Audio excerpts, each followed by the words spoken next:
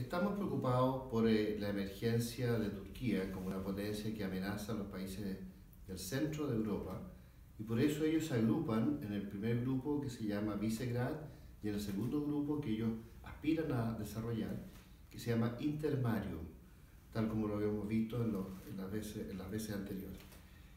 Lo que necesitamos ahora es saber qué está pasando en esa zona del Medio Oriente que está siendo afectada por Turquía y que ha producido esta masiva inmigración hacia Europa, que ha llegado finalmente a Alemania y a Suecia especialmente, pero de acuerdo a Bruselas también muchos otros países de Europa Occidental han aceptado porcentajes, cuotas de inmigrantes de acuerdo a las directivas de Bruselas.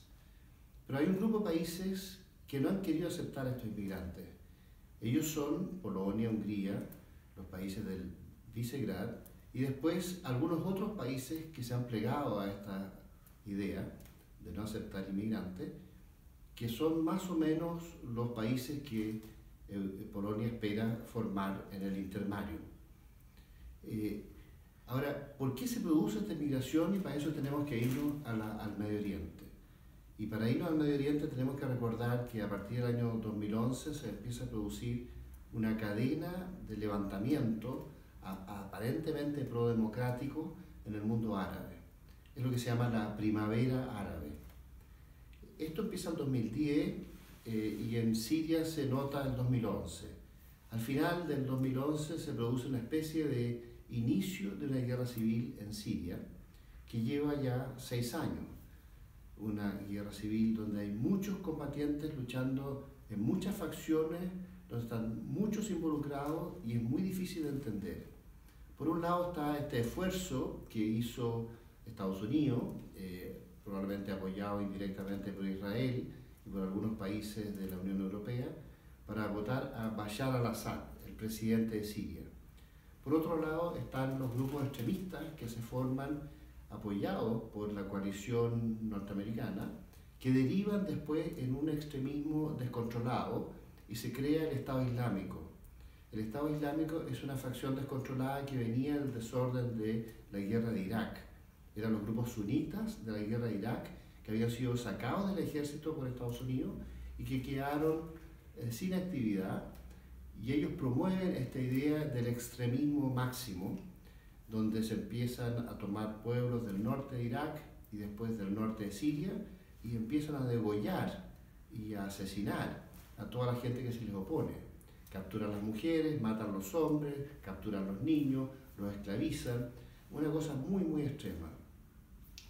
Hay entonces un interés de detener el Estado Islámico porque este proyecto de la primavera árabe, financiado secretamente por Estados Unidos, por la Unión Europea, probablemente por Israel, se sale de control.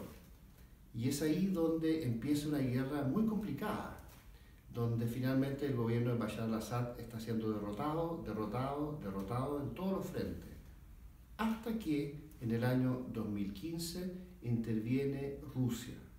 El presidente Putin, que era un viejo aliado de Bashar al-Assad, considerando que los rusos tienen una base naval que se llama Tartus en la costa del Mediterráneo en Siria, el presidente Putin decide que hay que intervenir y salvar a Bashar al-Assad.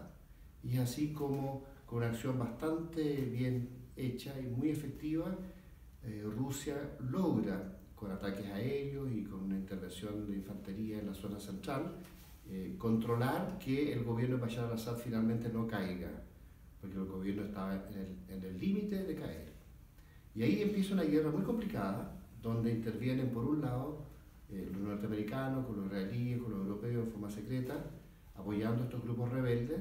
Por otro lado, el gobierno de Bashar al-Assad, respaldado por Rusia.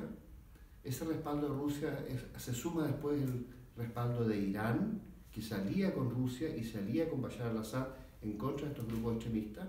Después interviene China, que apoya a Rusia, que apoya a Irán, que apoya al gobierno de Bashar al-Assad. Y por otro lado, los kurdos, que están en la frontera con Turquía, al norte, que siempre han tenido problemas con Turquía, empiezan a avanzar en esta lucha contra el Estado Islámico y contra un grupo vinculado a Al-Qaeda que se llama Al-Nusra. ese es el nombre que se le llama en Siria en esta guerra civil.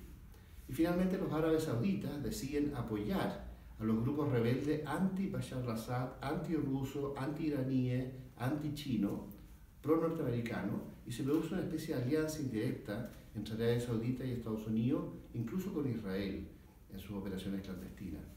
Por lo tanto, la guerra civil siria es de todos contra todos, y pelean por un lado el gobierno formal de Bashar al-Assad contra los grupos extremistas, pero también todos luchan contra el Estado Islámico, y ellos luchan contra los kurdos, y los kurdos a su vez tratan de combinarse con Irán, con Rusia y con Estados Unidos, porque tienen el respaldo de Estados Unidos, y ahí se empiezan a producir una serie de contradicciones.